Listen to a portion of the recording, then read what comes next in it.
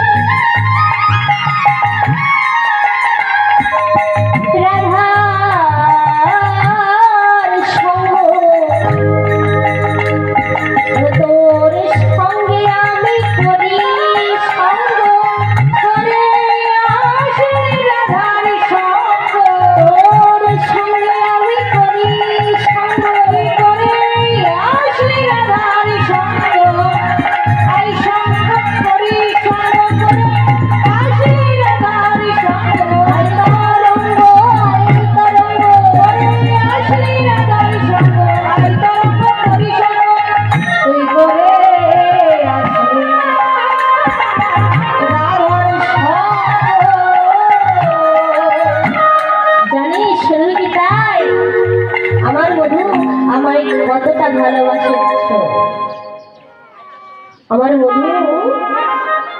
আমার নামের আদি অক্ষর যদি কোথাও পায় পড়ে থাকতে দেখি, আমার নামের আদি অক্ষর কি গো র বা রা যদি কোথাও পড়ে থাকতে দেখি, সেই আদি অক্ষর তুলে যতটা তুলে নিয়ে বলে, আহা এ বুঝি আমার রাধা নামে লেখা ছিল, তা কোন পছন্দে ছিঁড়ে ফেলিল। বলি তার প্রাণে কি দয়া নাই রে, ওরে তার প্রাণে কি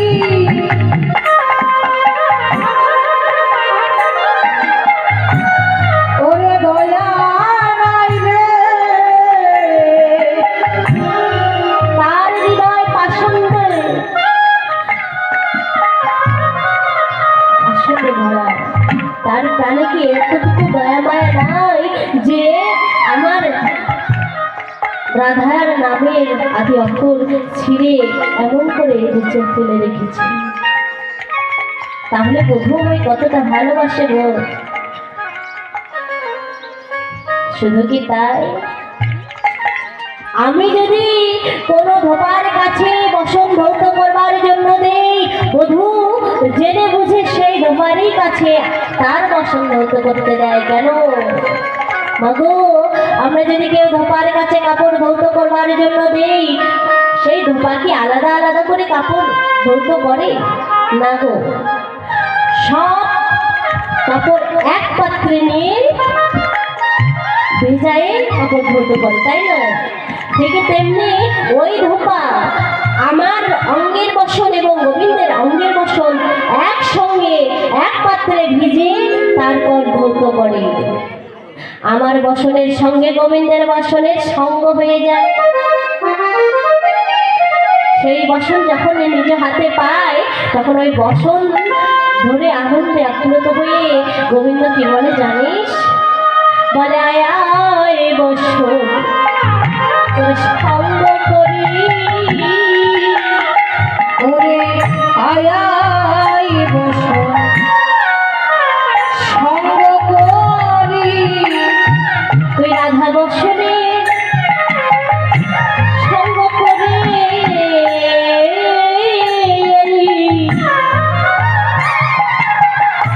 আয় আয় বসন সঙ্গ করি, ওরে রাধা বসনে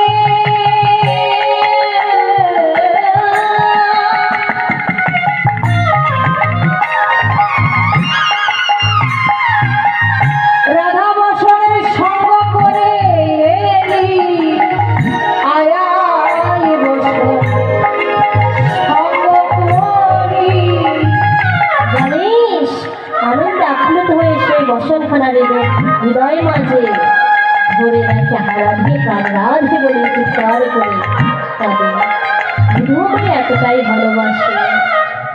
জানিস, শুধু কি তাই, আজকে এই যে আমার সোনার বরণ দেহখানি দেখছিস, আগে আগে আমি এমন সোনার বরণ দেহখানি ছিল, আগে এমন আমার দেহখানে সোনার বরণ ছিল না। কবে থেকে সোনার বরণ হয়েছে জানিস? যখন আমি জন্মেছিলাম অত্যন্ত কালো কুচ্ছিত হয়ে জন্মেছিলাম। শুধু তাই, আমার এই যে আজকে দুটি নয়ন দেখছিস, এই নয়নও সেদিনে ছিল না, আমি অন্ধ হয়ে জন্মেছিলাম। একদিন মা যশোদা তার প্রিয় গোপালকে কোলে নিয়ে আমাদের বাড়িতে বেড়াতে এসেছিল, আমাদের বাড়িতে বেড়াতে এসেছিল। আর সেই সময় গোপাল মায়ের কোল থেকে খেলার ছলনা করে নেমে এসে হামাগুড়ি দিয়ে আমার কাছে এসে যখন আমার অঙ্গ স্পর্শ করেছে, অমনি তৎক্ষণাৎ আমি সোনার বরণ দেহ হয়ে গেল। ততক্ষণাৎ সঙ্গে সঙ্গে আমার এই কালো কুচ্ছিত দেহ সোনার বরণ হয়ে গেল। তাই বধূ সে পরশ মনে, বধূ সে পরশ মনে, বধূ সে পরশ মনে, আমার বধূ সে পরশ মনে। সে অঙ্গ পরশে আমার এই অঙ্গ সোনার বরণ হারে, ওরে সে আমার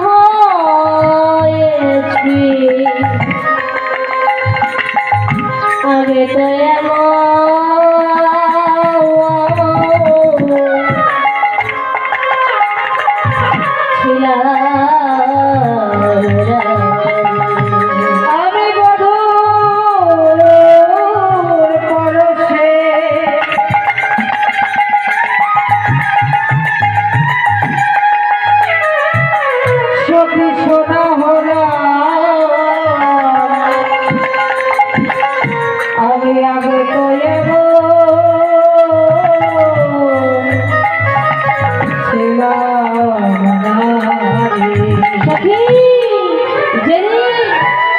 যখন সেই গোপাল এসে আমার অঙ্গ স্পর্শ করেছে সেদিন থেকে আমি সোনার বড় দেহখানি পেয়েছি। শুধু কি তাই, আমি ভেবেছিলাম এই সৃষ্টির জগৎ দেখবার আগে আমি আমার বধূর আমার ভালোবাসার বদল দেখব। সেই ইচ্ছাও গোবিন্দ আমার পূরণ করেছে। কেমন করে জানিস?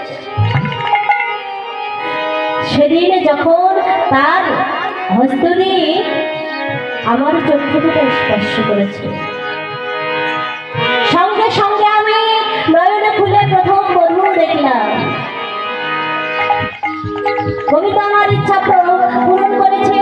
আমার ইচ্ছা ছিল এই সৃষ্টির জগৎ দেখবার আগে আমি গোবিন্দের বদন দেখবো, সেই ইচ্ছাও আমার পূরণ হয়েছে। তাই বলছি সেখানে কত নয়া করায়ে না কত ওঠে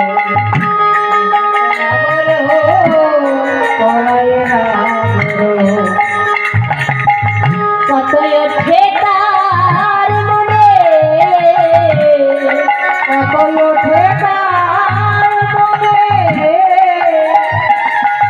যেন কতই কথা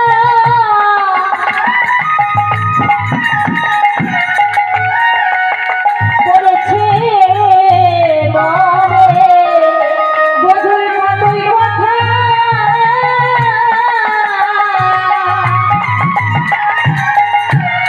ওরে বলেছে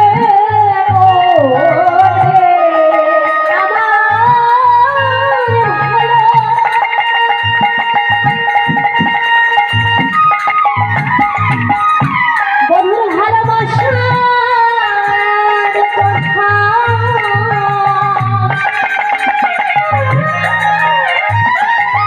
যেন কতই কথা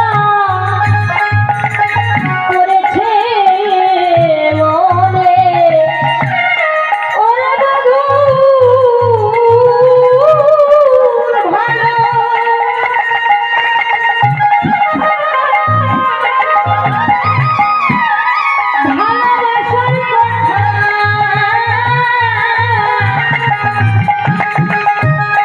ওরে কতই কথা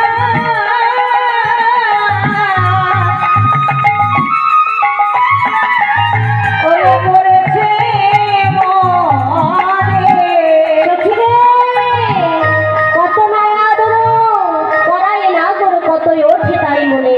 আজকে তোদের বদন দর্শন করে গোবিন্দের ভালোবাসার কথা, আজকে কত না কথা আমার মনে পড়ছে, কিন্তু কোনটা রেখে কোনটা করবো ভেবে পাচ্ছি না। শোন, পালককে শয়ন না রাখে কখনো আপন হৃদয় মিলে, জানিস কখনো বধূ আমায় হিয়া ছাড়া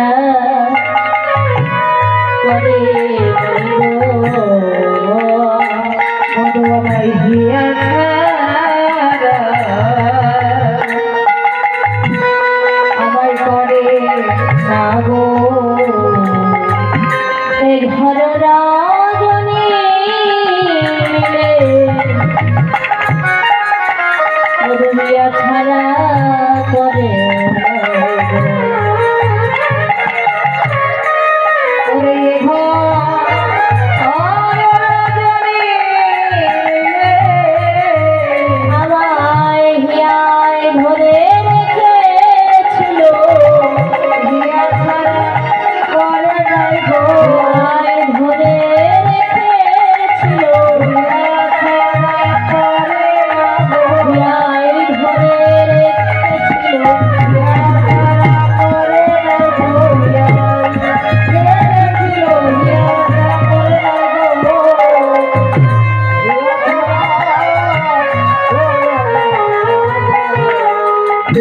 কখনো আমার ছাড়া করে নাই, সারা নিশি ধরে আমার হিয়ায় রেখেছিল। দুবাহু পোষারি কলিতে আগরি বয়ানে নীরব হিসাব, আপনি না করো পড়ায় যাব তো লিখয় আপন না। দুবাহু প্রসার করে আমাকে কোলের মাঝে নিয়ে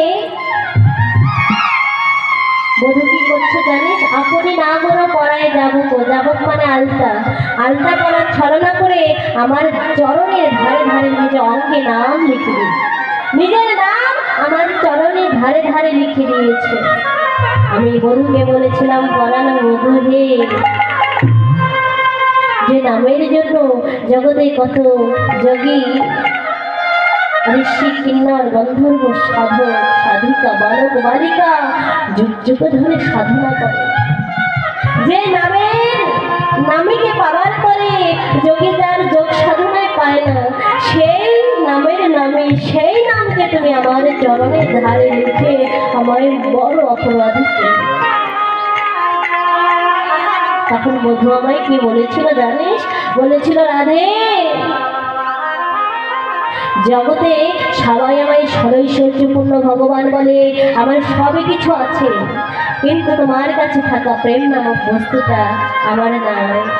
তুমি যে এই প্রেম দিয়ে আমায় ভালোবাসো, তোমার সেই প্রেমের ঋণ কিছুটা শোধিবার পরে, কিছুটা হলেও ঋণ শোধ করবার জন্য আমি তোমার চরণের ধারে ধারে নাম লিখে দিয়েছি।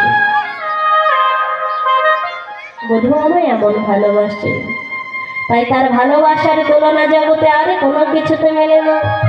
এদিকে রাধারানীর সমস্ত সখীদের সঙ্গে গোবিন্দ রাসের কথা বলছেন, কথোপকথন করছেন, কিন্তু এদিকে মা যশোদা দেখলেন গোপাল এখনো ঘুম থেকে জাগে নাই, তাই গোপালকে জাগাবার করে মা যশোদা এবার গোপালের মন্দিরের সামনে এসে দাঁড়িয়ে গোপালকে জাগাতে আরম্ভ করলেন। সেবা কর মানি আসিয়া জননী,